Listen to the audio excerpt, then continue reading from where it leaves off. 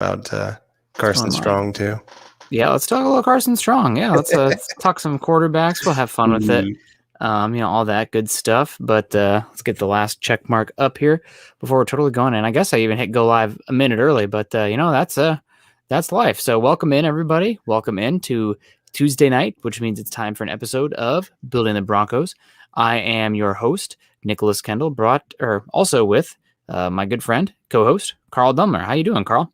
I am doing well. Tomorrow starts training camp. Can't be any happier than that. Football's back. Now we've got another, August, September, October, November, December, January, February. So 7 months straight of football, which is nice. It's been a while. These couple months here with June and July drag on for a long time. So I'm just happy we're finally getting some real football conversation back on the podcast.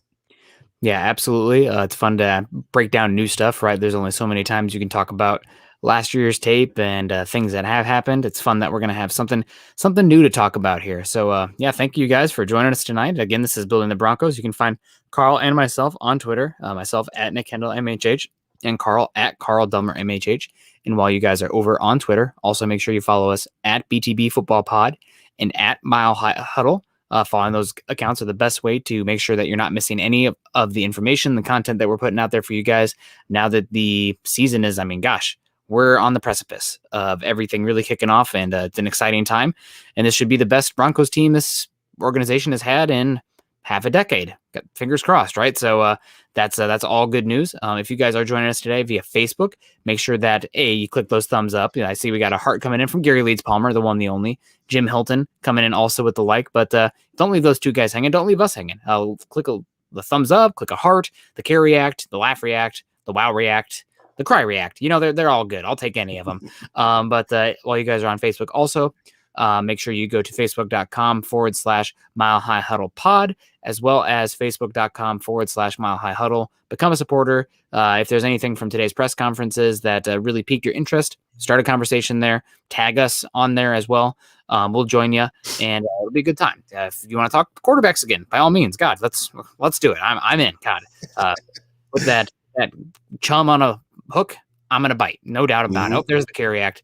John, thanks, Buana. The carry act. Also, if you guys are joining us on YouTube today, please subscribe, like, and share. It's one of the best ways you can support the show. I know that the season is, like I said, on the precipice of that. There's a lot of other outlets out there for Broncos information, so we appreciate you guys choosing us at this point. And if you guys do like what you hear, what you see, if you guys like what you see, then make sure you hit the subscribe, like, and share. And that can get us to new listeners and can continue to grow this community and help us continue to keep on doing what we're doing here. So thank you for that. And, let's get into it. So, Carl, first off, what's new? What's going on? I know you have a lot of, I don't want to go, people are here for the Broncos news, but you got some personal stuff coming up here too. So how you doing? I know you're getting excited for everything coming on here. Yeah, it's good. Got to make a video today to send to my sons. So first time that they're going to officially get to see us. That's awesome. It's really cool. And then we had a meeting with our adoption agency, and right now looking like maybe end of September, we'll actually get to go down there and go see the boys and everything. So it's kind of all winding down and getting a little nervous now that it's actually getting close of how this is all going to go. And, but just ready for this new adventure, and excited to introduce them to Broncos football, of course. And, all the other things that I love in life. And, it's a good time. Right now I'm actually building a warrior, whatever they call that, American Ninja or whatever course in the backyard. Yeah. So I have a friend that's helping me build all of that. We're digging posts that are supposed to be like 15 foot tall that these kids are going to be climbing all over, and swings that are going to go from one post to the next. And, our backyard's going to be a little dangerous, I'll be honest, but no, it'll be fun. I'm excited to get to go do all those things with them. And it's just, it's a good time in my life. Very excited for the future. And dude, looks like you've had a lot of good hikes going on. Yeah, man, I've been enjoying the outdoors while I can. I got a backpacking trip coming up this weekend. So you won't see me on Saturday for Mile High Insiders. I will be hopefully not being devoured alive by mosquitoes. So Carl will be there joining Luke this Saturday, so that'll be great. You guys won't miss me at all in that case. So that'll be great. I'm excited, man. We got a lot of trips coming up. My month of August is just jam-packed. 2 backpacking trips. My mother-in-law's coming. Both my parents are coming. I haven't seen any of them since last July. So gonna be busy. Yeah, I know. It's been a hot second, but we got everybody coming in here. Let's say hello to everybody. It's not just about us, although it's about us. No, Yeah. Robert Kitchens is in the house. Oh, well, there we go. Asking you shall see. Andrew Morrow coming in with the $5 super, $4.99 over on YouTube. Building the Broncos rocks per usual. What sleeper Bronco player are you both most excited for? Sleeper Bronco player are you most excited for? Carl, I'll let you go first unless you want to think about it for a second. Well, I mean, looking at the wide receiver position, obviously there's. God, say it. I go ahead. Sorry, go ahead. I was going to say Tyree Cleveland. Okay, I'm fine. You know, I really liked what he showed at the end of the year, and I think he's going to have a few more opportunities than people think. I mean, he's still got Cortland Sutton coming back from injury. They're still going to kind of ease him in on a little bit there. You know, I just think he's going to have some opportunities to really go make a play. Special teams, maybe he's going to be a returner this year for the Broncos. That would be my guy there on the offensive side. Defensive side, man, that's a little bit tougher because that one's a lot more locked down on that side of the ball. But I still love Ojemudia. Okay. Yep. I know he's got a lot of other big names ahead of him that everybody wants to talk about, but there was a lot of good plays last year that I think he could really still emerge and become something more than people realize. I think that, like, when I'm looking at like Kyle Fuller and Bryce Callahan and them having their contracts come up after this year, I don't expect the Broncos to sign either of those guys next season, in part because I think they're going to believe in the young guys. Well, there you go. That's I was thinking on defense. Michael Ojemudia was a name I was thinking. I guess I'll throw out Justin Strnad. He's been for Broncos fans because how much they, and just NFL fans in general, but because they're hyper focused on the Broncos, there's a lot of romanticizing with the linebacker position, and I feel like a lot of those romanticizing hopes are put on Justin Strnad. But from a general perspective, I think he is somewhat of a sleeper this year. I do worry that Broncos fans are expecting this like dynamo when he was a 5th-round linebacking pick, right? So he's one that might be down there a little bit, but national perspective slept on. And the other one, I got to say, probably KJ Hamler. Still probably one of the youngest players on this roster. He was 20 last year for a majority of the season, I believe. And they talked about him today in the interview saying they've been taking it easy with him and he's fully healthy. And I know that there are only so many balls to go around, right? Like there's only so many targets, but KJ Hamler brings a skill set that this team needs. Nobody else brings it as far as the explosiveness and the twitch that he brings. So KJ Hamler, and I'm hoping that they can get some, I don't want to say trick plays involved for him, but gotta get KJ Hamler the ball. And you got Jerry Jeudy, you got Noah Fant, you got Cortland Sutton. I get it, but KJ Hamler's so explosive in the short field with the ball in his hands.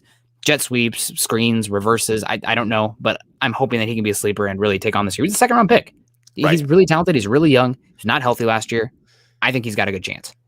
Yeah, that one makes complete sense. I mean, like I said, with being a 2nd-round pick and no other player having that kind of skill set, he just adds a dynamic to this offense that makes teams have to respect when he's on the field. What are you going to do with him? He's not Tyreek Hill by any means, but you're right. He can bring some of those same dynamics. So, all right, we got some stars coming in from Randy Jones. Thank you, Randy Jones. Really appreciate that over there on Facebook. Anybody else on Facebook? We love those stars. I love seeing John pop up going, whoop, whoop, whoop, whoop, whoop.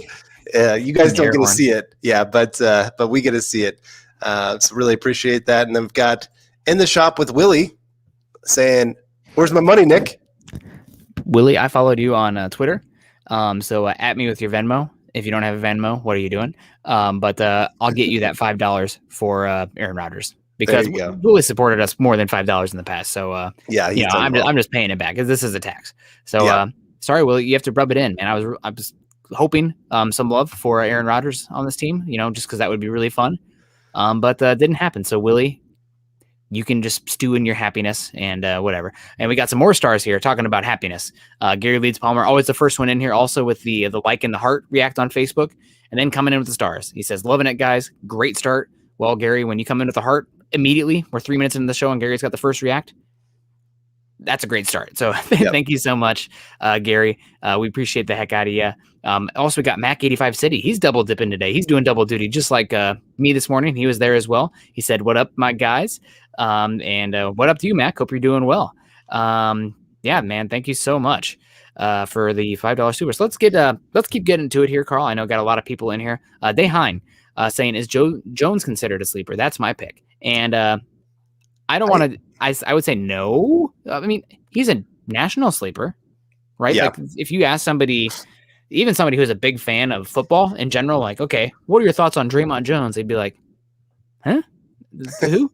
I mean, somewhat the nature of the position. Broncos have been somewhat irrelevant recently, et cetera. But man, talk about praise today for Von Miller and George Payton. Yeah. Both of them heaping praise on Draymond Jones. So what are your thoughts? Do you have any idea? Do you have semblance of what was said? I guess I could pull up a quote here while you're talking about Von Miller just said that he is the most athletic interior defensive lineman that he has ever played with. Most explosive. Most explosive. When you think about Derek Wolfe, Malik Jackson, I'm trying to think of who other players they've had really that have been next to him that could even be considered. Probably those two guys are probably the top two of what Von Miller's had. So not the most explosive guys ever by any means. But still, they're still pretty explosive. So this is still it's a great compliment. And I mean, we've been hyping that guy up for a long time. It's kind of like I remember, when a lot of people were down on Garrett Bowles and we were kind of hyping him up and saying, hey, this is that next guy that's going to emerge for the Broncos. Draymond Jones. It's kind of that same thing where you just see the signs that this guy could really become something special here in the NFL. And so, like I said, you're right. He's a national sleeper, but regional, I think most everybody knows who Draymond Jones is. And I think George Payton would agree with you there, Carl, because George Payton, when asked about Draymond Jones as a breakout player, he says he's everything we want here. I thought he broke out last year, to tell you the truth. So if you ask George Payton who's going to be a breakout player, I don't think he would say Draymond Jones. He thinks he's already here. So that's really exciting. And you're talking about Von Miller and Bradley Chubb being healthy, Draymond Jones and Shelby Harris out there. Getting after the quarterback should not be an issue for this Bronco, assuming everybody's healthy. Now that's with Von Miller coming off the injury. I know they say he's healthy, but we'll see. Bradley Chubb not on the pup with the season starting. Those are all good things. I still have a little bit of hesitation, kind of like, oh, we're going to be great. Everyone's 100% healthy. It's football. How often are people actually 100% healthy? But no, yeah, it's going to be great. And everybody talks about, why doesn't Vic Fangio blitz more? Do that. If you can get after the quarterback with 4, that's when money's made in the NFL. That's the winning formula with today's NFL. Right. Well, and you look at the top quarterbacks. The top quarterbacks in the NFL do great against the blitz because they're going, oh, this is easy.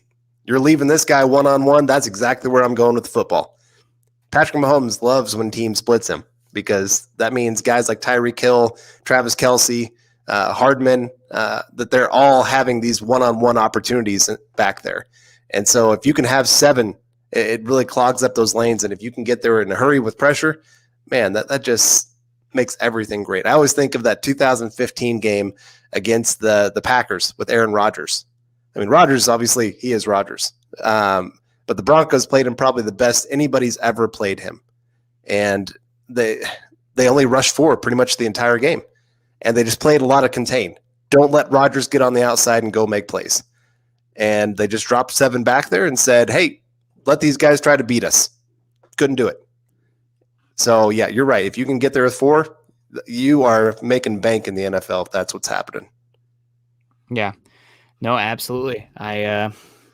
That's gold in the NFL, right? And we saw that also against the Chiefs last year. Tampa Bay, while Todd Bowles historically is one of the highest blitz rate coordinators in the last decade or head coaches, the game that he called the lowest amount of blitzes in his entire career, and he's been a defensive coordinator or head coach in a lot for a long time. The lowest rate he had in his entire career was that Super Bowl, because he knew going up against and Travis Weber coming in here with the stars. Thank you very much, Travis.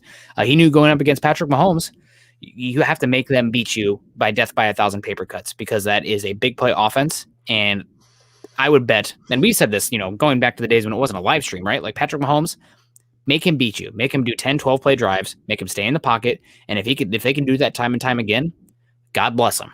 Yep. I think they're going to blink first. As long we can out execute them 12 times and they're going to make a mistake. So, right. And that's what Todd Bowles did. And it paid off. So, we'll see. So some more quotes here, talking here. Von Miller talking about how he's healthy, how he'd like to stick around. What did you think of Von Miller today? Well, I thought he was very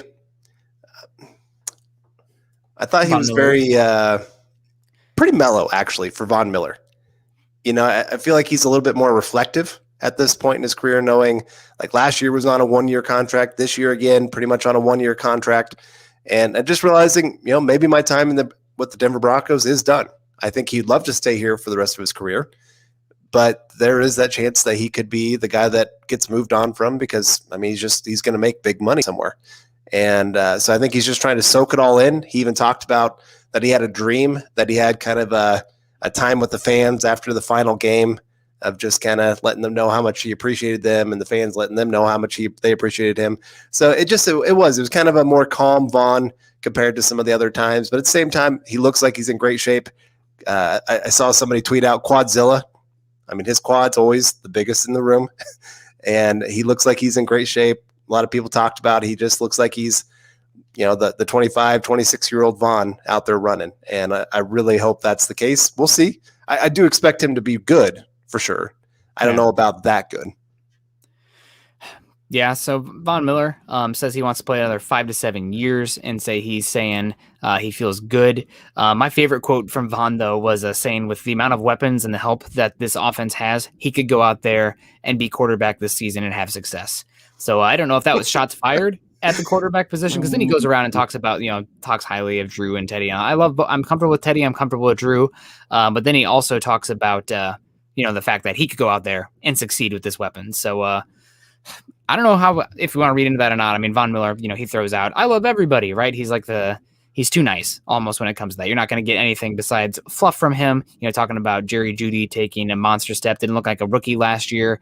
Talking about Draymond Jones is another one, et cetera, how this team has to make the playoffs this year. There's too much talent. Von Miller says something like that every year, right? He was hyping up Case Keenum, Paxton Lynch. Here we are. But you have any takeaways from Von Miller? I'm just happy to see him out there looking healthy, having fun again. And he looks, the season hasn't worn on him yet, right? You can see kind of Von Miller, he digresses. Is that the word? Kind of just as the season goes and the Broncos the past few years have started to lose, Von Miller just kind of a little bit bummed out and not losing interest, but just like not as happy to be there. Right. So he seems re-energized, seems happy to be there. And I will take that from Von Miller. Well, we got Dehan coming in here. Vaughn might be a better quarterback than Tebow was. Probably similar arm talent, and they're both good athletes with the ball in their hand, I'd assume. So maybe it's a 1-for-1. Although Vaughn wears those glasses. Maybe that doesn't help. I don't know. Yeah, I've seen Vaughn throw the football. He looks pretty good throwing it, actually. Now, given that's not in live game action, people coming at you, that kind of thing, but he's got a pretty good arm out there. Yeah. I don't know. That would be a toss-up between those two. Oh, man. That's we'll see. It was good to see Vaughn out there just being jovial, being Vaughn. And if there's a chance, if the Broncos don't figure out their quarterback situation this offseason, if neither of the guys they have right now end up being the answers, they don't bring in somebody, this could be, the last preseason with Von Miller in Broncos camp, right? It was close to not happening at all this year with how the Broncos approached Leonard Floyd before his market blew up. So we'll see there. But man, it's tough to think about because I do love Von Miller.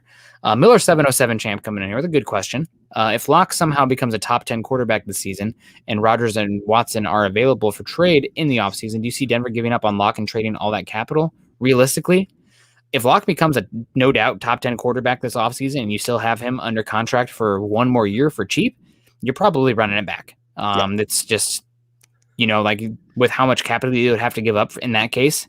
Also with Rodgers being older, Watson still having the off-field stuff that for my money, it's not close to being resolved, but I don't know what's going on with the league there. But top 10, I mean, you probably run it back. I'm not rushing out there to pay him just yet because I want to see him put it up there another season. Right. But with how bad, last year was. But if he's top 10, no, you run it back because even if you are, let's say, Rodgers and Watson are better than Locke at top 10, they're both like top 4, top 3.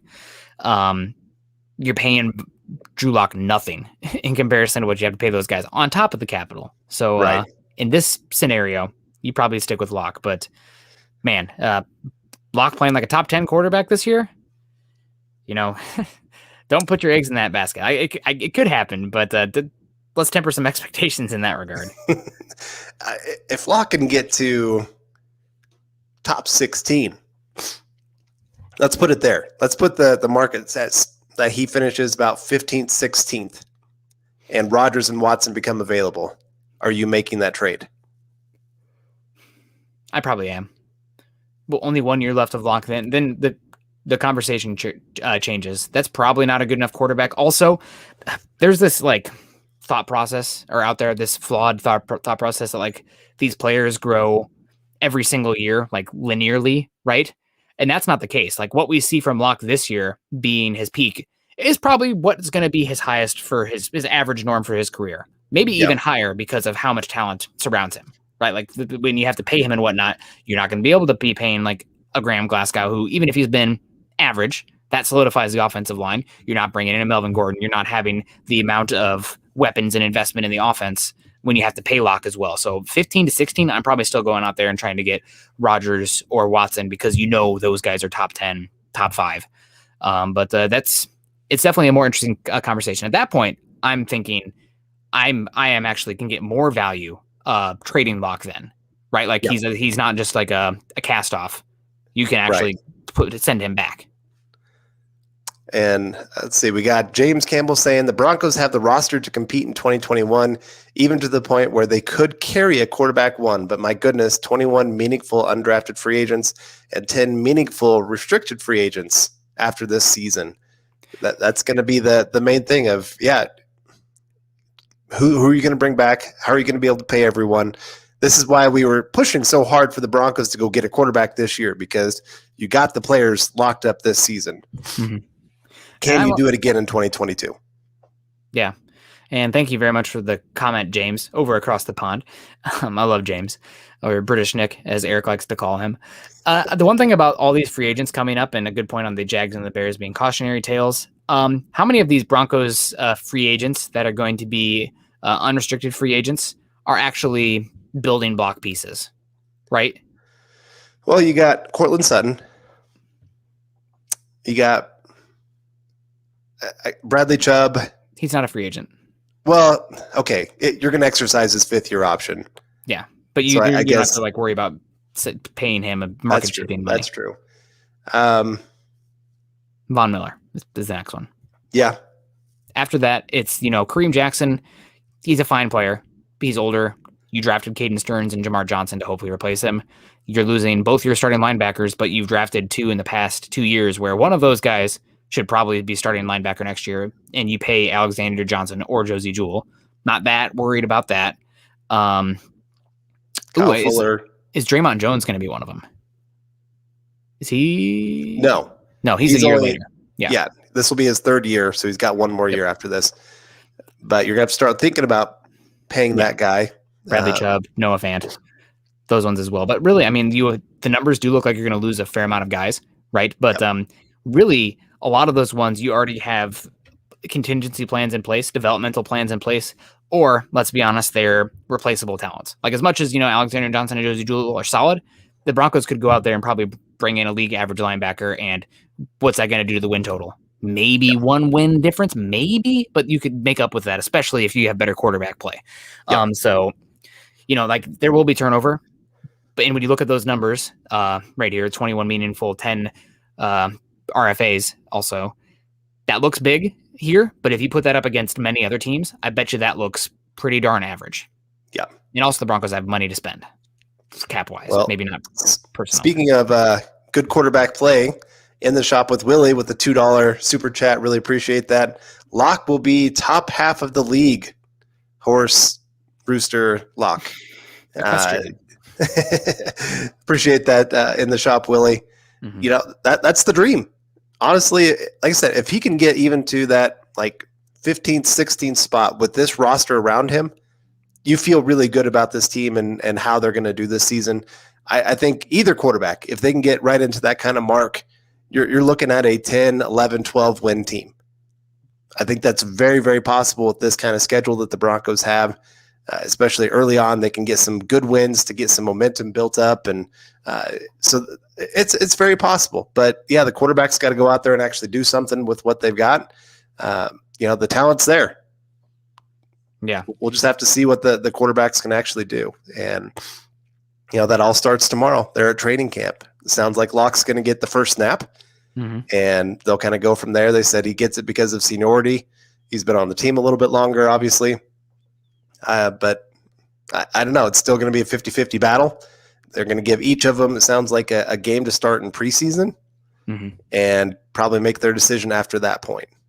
And also talking about Vic Fangio's press conference here, he said that he'd expect the starters, both in the offensive line and the pass catchers, to play more preseason reps than normal because he wants to give both quarterbacks a fair shake with more reps. So hopefully that doesn't end up being negative for the Broncos, that injury happening, exposing those guys. But, I guess you hope for the best. Those guys get injured in practice. You can't not practice too. So we'll see. We got Miller 707 coming in saying, I don't think we should, but what is Melvin Gordon's trade value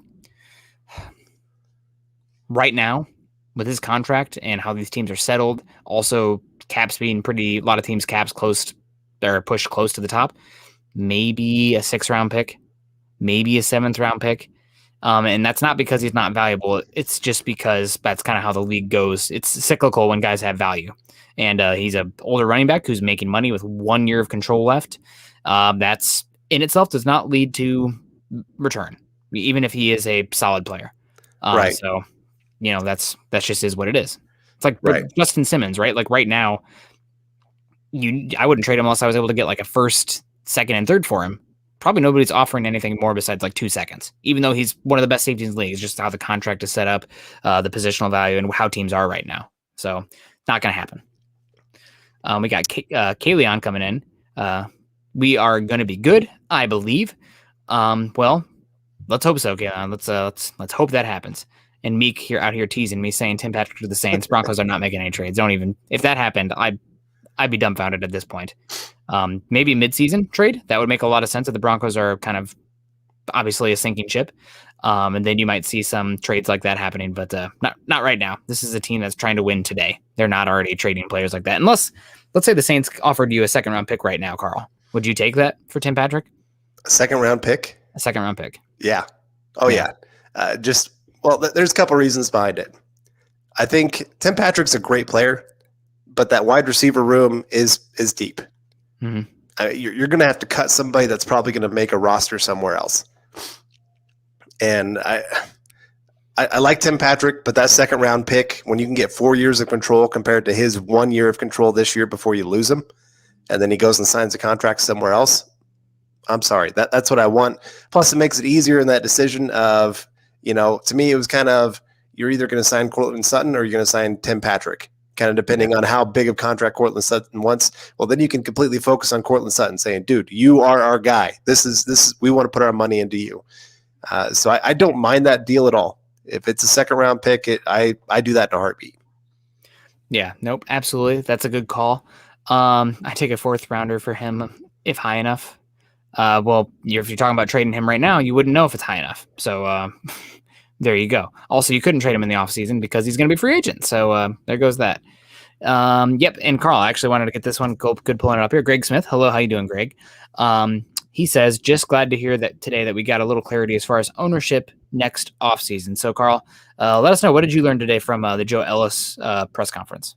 So the big thing, they are going to make a decision on the ownership of this team by next March. That is the biggest thing that they put out there, that this has to be settled by then. And that Joe Ellis, he pretty much said, I'm done after this year. Once the ownership gets all settled in, I'm out of here. Which could be a good, bad thing, depending on how you like Joe Ellis or don't like Joe Ellis. But so it's going to be settled. They talked about Brittany possibly still having that opportunity to be the owner, but they still said we got to have every single child sign off and say, yes, we want Brittany to be owner. I just can't see it happening. Those kids don't exactly like each other a whole lot. And you still have, especially her brother, who is still very angry that he is not going to be the owner because he felt like that was something his dad had told him, I want you to be owner. And he's said it publicly over and over again. So I can't see him making that decision of, hey, I get $400 million or I sign this whole thing over to my sister and she gets a $5 billion organization. I know it's only like 3.6 right now, but really, if they sell, they're going to go for more than that.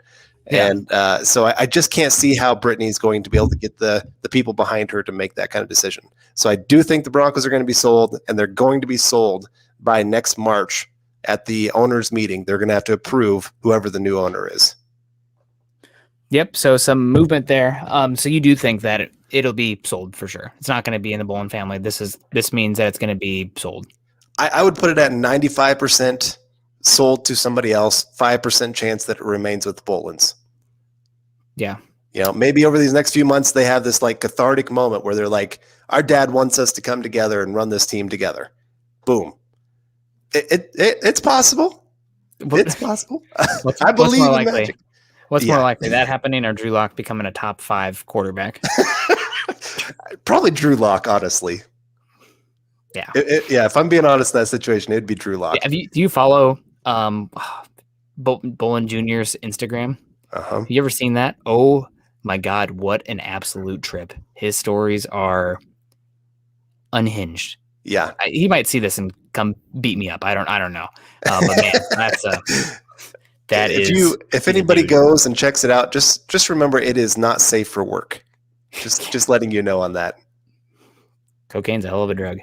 But that's anything else from Joe Ellis talking about this. And we got a question here from Jay saying, how will Brittany being an owner help out the money situation for signing free agents? I guess just, total guess here, but you'd know who the head is, right? So if they wanted to free up that money or whatnot, you wouldn't have to fight through it to get that approval. It'd be one person rather than this trust or organization.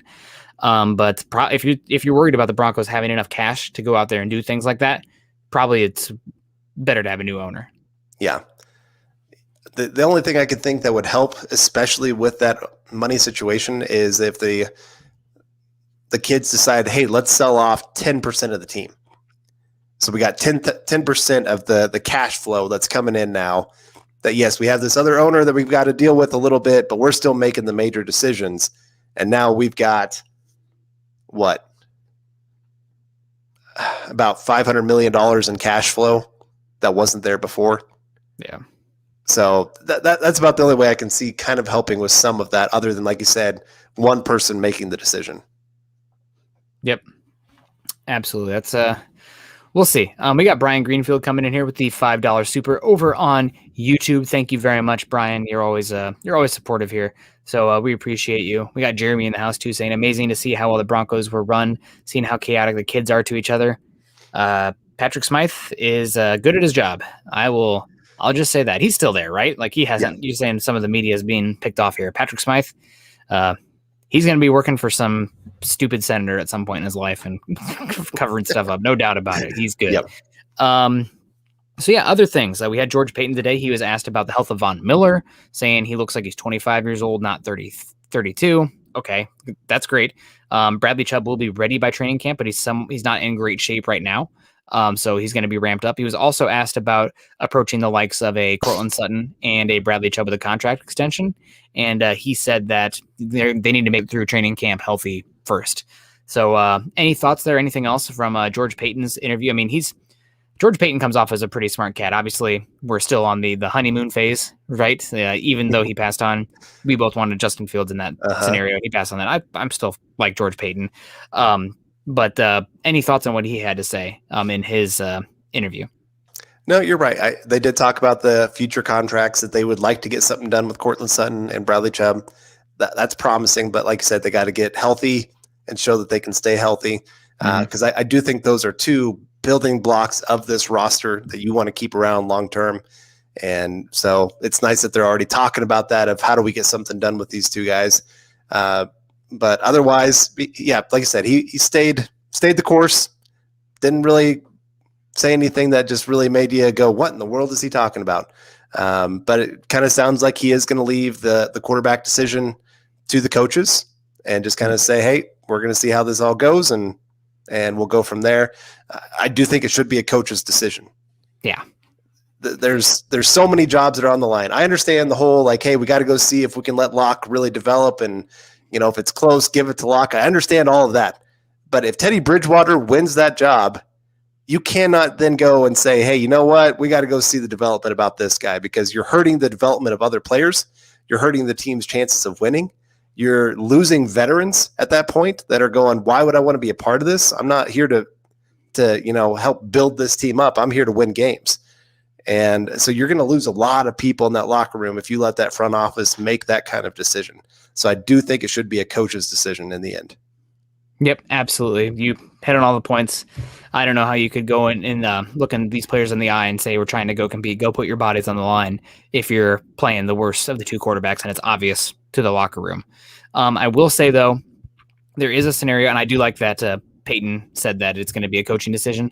We got Stu Meat coming in with the $5 super here over on YouTube, or a super sticker here with the punching Taekwondo Dogue? Is that a Dogue, actually? And also right above that, we have Seth Harmon over on YouTube as well with the $4.99 super. Let's double Seth action here. Thank you very much, Seth. And then, so one thing I will push back on a little bit is, if, let's say, Teddy Bridgewater is the starter, he wins it early on, and the Broncos have a lot of injuries and whatnot, and they're kind of floundering around 500, slightly below 500. While I do like that he's going to be hands-off with the quarterback decision, I think there comes a point in the season where it could play out a certain way where it's like, okay, we're not bringing back Teddy yet. He only has 1 year left of control, and we don't still know exactly what we have in Drew Lock. He's a more high-variance player, but he needs reps. This team isn't going anywhere this season. Kind of fell apart. You need to play Drew Lock. Like, Teddy's fine. We're not winning games because of Teddy right now, though. We need to figure out what's going on with Drew Lock. But that's, like, very much a hypothetical scenario. Yeah, no, I'm with you there. If you're starting to see the season go down the toilet, go with the young guy. Just see if there's any chance that maybe something good's going to come out of it, and go from there. But we got Mr. Sir McClovin. What's up, fellas? Really appreciate that. All of you guys tuning in here today. Really appreciate you joining us on the eve before training camps kicks off. Let us know if any of you are heading out there to training camp tomorrow. Going to go sit out there in the heat and take it all in. I'm hoping to get out there a couple days this year, and I'll let our listeners know, and maybe we can meet up or something like that and watch a practice together. That'd be a lot of fun. But yeah, it just that quarterback situation, like I said, you can't lose the locker room. That's the main thing here. And we have another super sticker coming in from Dave Glassman, 99-cent one. Really appreciate that, with the big heart, big mouth smiley, excited face. Yeah, well, I'll take it. Yeah, that's pretty cool. And everyone tell George Payton to put on the earmuffs. Xavier Howard for the Dolphins. Cornerback has officially requested a trade. So George Payton, he never saw a cornerback he didn't like, right? He learned that from Mike Zimmer. So look the other way, George. Look the other way. Liking that one. There you go, Dave. Anything else from George Payton's? I mean, these are always great to have, these information sessions, but I didn't feel like anything was that groundbreaking. And we got Brian Greenfield coming in saying, it honestly doesn't matter who owns the team. None will ever be able to hold a candle to Pat. Brian, I don't know if you've ever had a pet before or anything like that, but you always, there might be a pet in your past, right? That passed away. It's like, oh man, like they're never going to be as good as old Scratchy, right? Like that was the best dog ever. You need to make sure you have room in your heart though, to accept a new pet, a new love in there, because things are inevitable to change. Yep. And you don't want to already be against that person before they come in, unless they're, an absolute jerk of a person. And in that case, keep that heart icy cold. But I feel you, Brian. I'm just saying, be open, have your mind and heart open. Yeah. Just remember, we might get Jeff Bezos and the team will move to the moon.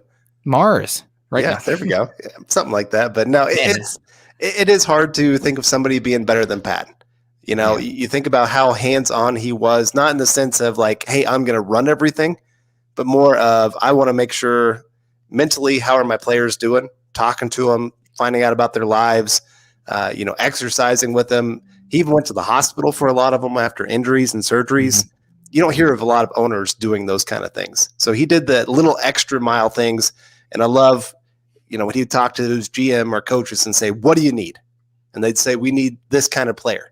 Okay, let's go get them. That's what you love when you got an owner that can be like that. That's more of a support system for everybody behind the scenes. And that's what Pat was. And so you're right. It's going to be hard to find an owner that could even come close to what Pat brought to the Broncos. Yep. Scratchy. Kenneth, I don't know. I was just trying to come up with a generic name. I think Scratchy was the name of the cat in there's Itchy and Scratchy show. I don't know which one is which. But the no dog can beat my dog Spike. Well, sounds like my dad can beat your dad up. So anything else from George Payton that really stood out to you? He talked also about Draymond Jones. He talked about this team. He said teams in the NFL can win if they are really good on defense, good on offense, and also thinking that this Broncos offense can be explosive, which is good. It really depends on the quarterback, but everybody knows that. So any other thoughts about Payton? I don't know. I just, I don't think we're ever going to get something from Payton that he didn't want to say. Right. That wasn't already thought through methodically.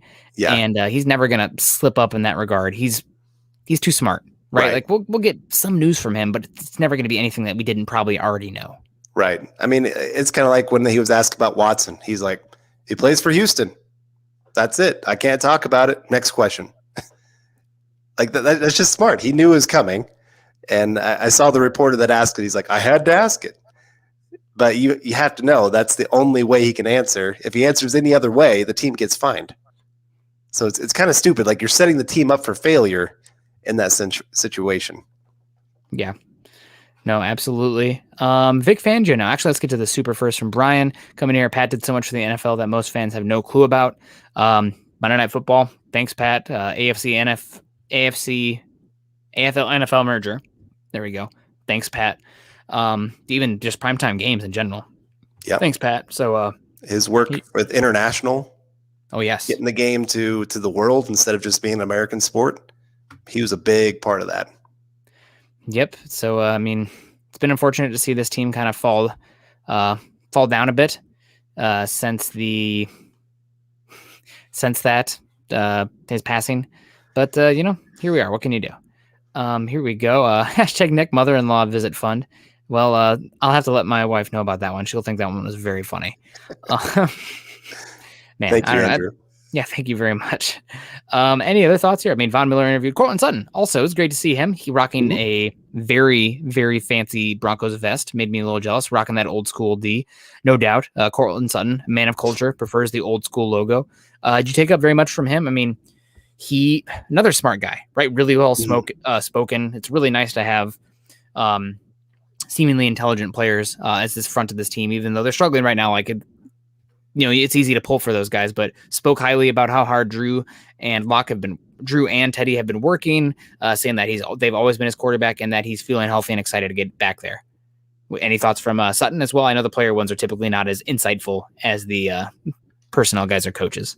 Yeah, they only put out players out there that they know will toe the company line. They don't usually stick too many of the outspoken players very often, unless they are a star player that somehow just always is out there talking bad things. No, I thought, again, he's worked hard to get back to where he is. You could see that he's excited for football again. Yes. You could just feel the energy coming off that guy. And I love that he is the leader. I can't remember if it was Fangio or Payton, one of the two, was talking about Courtland Sutton and just being like, the offense lost its identity pretty much when Sutton went out and lost that guy that just was that big time leader, because it's such a young group. You need those kind of guys on the field. And so getting him back, that's going to be so big for every player on that offense, for the coaches, for the defense, everything. So I'm so excited to watch him, because he is one of those players that I love, that I have to eat crow about how much he's become a star in the NFL. Yeah, he's one who's talk about breakout star. probably Cortland Sutton. He might even be somewhat quarterback independent. He's that kind of wide receiver, that type, but also that level of talent. So really excited to see him this year. I loved his comment where he mentioned, let me see, it's right here. Cortland Sutton saying, I'm very excited to go against our defense. We have a very stacked secondary, and also going on to say that he might not face a better secondary all year than what the Denver Broncos have, which might be true. I mean, there might be some singular matchups where there's somebody better than Kyle Fuller, Ronald Darby, Patrick Surtain, right? A better singular quarter, but we've said it on this show 100 times. Your coverage unit is about the overall whole of that back seven versus one singular player.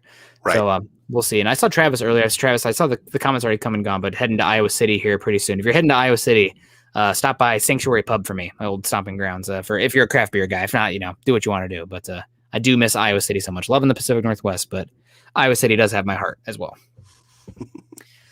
So, Carl, any other thoughts here on the interviews today, or if any other topics that you want to start really getting into and digging into? Well, I thought one topic we could dig into here at the end is kind of what we're going to talk about first. There we go. Thanks, John. And then I forgot that they were going to have these interviews today. But just what, other than the quarterbacks, what storylines are you looking most forward to at this training camp? I really want to see the pecking order of the cornerback room because there are so many talented guys, and I want to know what each one's role is. Are we going to see Patrick Surtain kind of as a move around chess piece where he's in the slot a lot? Who's getting a majority of the boundary reps? I mean, Bryce Callahan was really good in the boundary this year. Is he going to be relegated to being purely a slot this season? It'll be really interesting. So that's one that really sticks out to me, and it's a positive takeaway as well, right? It's not something I'm worried about. It's something like, well, I'm just flat out interested to see how that breaks down because there's just so much talent there. And are they going to play 5 cornerbacks? No, but they're going to have to figure out something. Yep. That's a good one. I like Jay Roper's. This is in the shop with Willie. All of Iowa sucks. Sticks. Yeah. Hard to argue, but no, Jay Roper's inside linebacker, getting to see those young guys because we got to hear a lot of great things about Sternad at camp last year before he went down with injury. Yeah. That he was that one rookie that was really just having coaches, players, everybody talking about him. And so that idea of just being able to see him continue on in that journey, I'm very excited about that. Then, of course, some of the younger guys, what are they going to bring to the table? And can Josie Jewell, Alexander Johnson, can they take that next step, learning this defense even more where they can really just flourish in this defense? I'm very excited for that group. It's the first time I've been excited about the inside linebacker group in a long time. Yeah, no, that's a good one. Another storyline I'm interested in is what Chase is talking about here. Who's the favorite for safety 3? And it's not only about safety 3, it's about who has the inroads as far as replacing Kareem Jackson after the season. Because if the Broncos have their way, one of Jamar Johnson / Caden Stern will be the starting safety opposite of Justin Simmons next year. Kareem Jackson is fine, but the Broncos cut him and brought him back for, what was it, $2.5 million? Not a lot. So they made it already shown that they're ready for life after Kareem Jackson. They brought him back. They're happy to have him back at that cheaper price, but it's more about the future there. So safety 3, yes, that's important, but also who's going to win that role going forward, and how that plays out starts this week and how the training camp goes. We have Andrew Baker coming in here saying hashtag go Nick, Carl, Beast, love y'all. Hashtag MHH for life. Really appreciate that, Andrew Baker. And appreciate all of you guys really tuning in here. Nick, well, we have Chase Wellner asking, who is your favorite for safety 3? I guess right now, I said it earlier, I'm trying to use what data I can to help pick it. I would have Jamar Johnson slotted higher in the draft, but the Broncos took Caden Stearns earlier, and now Jamar Johnson is in reserve protocol for what's going on in the world. So I guess right now, probably Caden Stearns. Okay. Yeah, I mean, it's hard to argue with. You're right. How long is Jamar Johnson going to have to be in that protocol? I saw something that it's like 10 days, something like that. Is that right? I'm not sure if it's the same for everybody based on everything else going on. So I know the NFLPA or the NFL has been putting out some different stuff, right? It's different if you're vaccinated versus not. So I don't know. But we'll see. The other storyline I'm interested in is the right tackle position, and that's one actually we didn't talk about. Was it Vic Fangio or George Payton who said don't sleep on Calvin Anderson at right tackle? Which, folks, I have been sleeping. But we'll see. One of them did bring up Calvin Anderson. I can't remember which one. This is his third year with the Broncos and third year of now being with Mike Munchak, and spent the entire offseason working with Garrett Bowles. So there's a lot of positives that go into what he could become. He's got some limitations to his game for sure, but he showed well at the left tackle, or at least showed competency last year against Carolina, which was Brian Burns, great edge rusher. And so that ability, it shows you at least enough that you can try to move forward with him. So he's going to get some opportunities. I don't know if the other guys are healthy yet. It sounds like Bobby Massey is on the track to being healthy. Okay. So any other storylines that you are interested in? Well, I mean, tight end is going to be an interesting group. Not always, maybe not on the best side of things, just because you've got one tight end that is really good. You've got another that is a pretty good receiving threat, but has, again, some limitations to his game. And then what else do you got behind him? You got a bunch of names that most people have never heard of before. And so it's going to be a lot of practice reports of who is this? So I just want to see if any of those guys can emerge as a true tight end 3. Yeah, no, that's a good one. Also, it's going to be Sean Meyer because he went to tight end U, so he never had a chance. But that's it's going to be him. But that's another good one. I think the last one is, for me, I do want to see if the starting defensive front is going to be as good as advertised. Right, like they're talking about it today. Draymond Jones being awesome. Shelby Harris, maybe the least valuable pass rusher of that front 4 in sub packages, which is crazy because he's solid pass rusher, not amazing, but solid. And then getting after it with the likes of Von Miller and Bradley Chubb. Maybe in camp that's not going to be such a storyline, but once we get preseason reps as well, that'll be one that I'm very interested in seeing, because it was like that 2015 defense, right? Like it was like, oh wow, this is special. And we could tell pretty quickly that it was going to be special. Even in preseason, right? Like small reps, but it's like, oh man, they're getting after it. They're whipping those guys. Yeah. And I'm hoping to kind of have that like obvious light bulb on moment with the pass rush as well. That makes sense. All right. Well, we got James Campbell coming in here saying, I do want to see if Kerry Vincent and Mac McCain can make the roster. And also if Deontay Spencer is supplanted as a returner so that the Broncos don't have to carry a specialist returner who doesn't contribute on offense. Yep. Yeah. That's go ahead. Oh, okay. I'll go first here. The Spencer one, that's the one that interests me, because honestly, it irritates me to no end to have a specialist that's all they can do. Yeah. It just feels like a wasted roster spot to me. I want guys that can be multiple, that can go do those kind of things.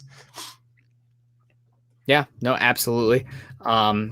Also, he's older, right? There's not much years of control left. So it's not just about this upcoming season. It's about the long term with him. And I do not want Deontay Spencer, meaning you're moving on from Tyree Cleveland or Seth Williams, who probably have better long-term implications on this roster. So we'll see. James Campbell also coming in and saying, I really like Desean Williams. I would even consider a modest extension like Purcell got. I need to see it first. Desean Williams, he played well last year, but what is he, like 6'2", 290? Not typically the beef that Fangio's looked for on that interior spot. So he's fine right now. But he's definitely somebody that I think he's closer to being a Jag than somebody I'm looking to pay. But, but prove me wrong, right? I've been proven wrong plenty of times. I just need to see more. So, all right. Well, Carl, I think that's probably about to do it to us. The chat's kind of slowing down. We ran through the press conference stuff. Still got a few minutes. If there's any supers that come in or whatnot, we can definitely get to those. But 50 minutes is good. Let's get on out of here. This has been Building the Broncos, guys. You can follow Carl and myself on Twitter, Carl at Carl Dumler MHH, and myself at Nick Kendell MHH. You can also follow us at BTB Football Pod and at Mile High Huddle. While you guys are all over on Twitter, if you have any more questions for us, Carl's hacking up a lung today, man. Careful, man. What's going on? Too much dust on those Warrior stuff? No, I had a cold all last week. Like Okay. Tuesday night after the show, I went home and I'm like, this is not good. Woke up Wednesday and I was like, this is really not good. And I slept for about 2 days straight, actually. Man cold.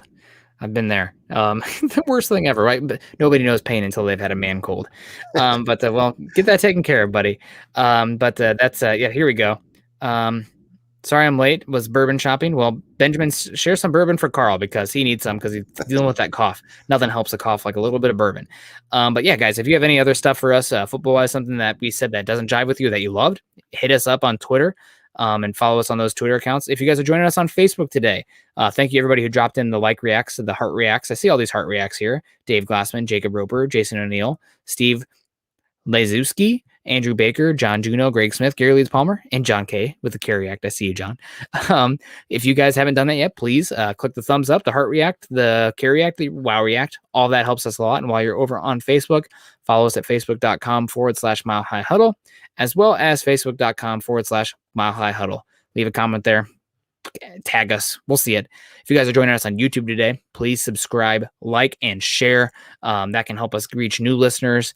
And that means that, we can compete with these other shows out there, right? It's not like we're up against them, but there's a lot of different voices and content on this market. And if you guys like us, bang that drum. Help us out there. And we can continue to bring these in this market with a lot of other good people doing great work as well.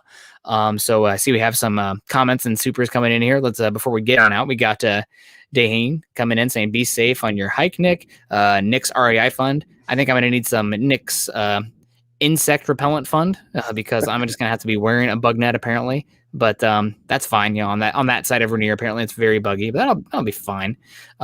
Favorite dog breed? Yes. I can tell you what my non-favorite dog breeds are, but I don't want to be that guy. But most dogs I'm in for. I'm a Brittany fan. That's what I have at home.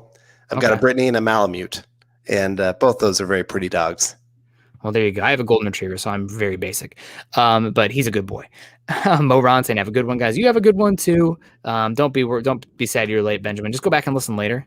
Michael coming in. Great show tonight, Nick and Carl. Go Broncos. Thank you very much. Ben also saying he caught the morning show. Good to hear that. Jeremy here. Great pod, guys. Sir McLovin coming in. Great show. Dave Glassman saying good night, boys. Gary Grant. Thank you, Gary. You guys are awesome. Love your show. Thank you so much. So guys, and he said he thought you meant Britney Spears. Yeah, leave Britney's alone, Carl. But that's going to have to do it for us tonight, guys. If you have any other questions for us or something you want us to talk about, get at us on our social media accounts. We'll respond. But until next Tuesday, I'll see you guys. No, I guess I won't see you. I will see you guys again on Thursday morning, but I will not see you Saturday. Carl will be with me, be with you guys Saturday, but we'll see you soon. Love y'all. Here we go. In the shop with Willie. We'll figure out that payment, and we'll see you all next time. Go Broncos.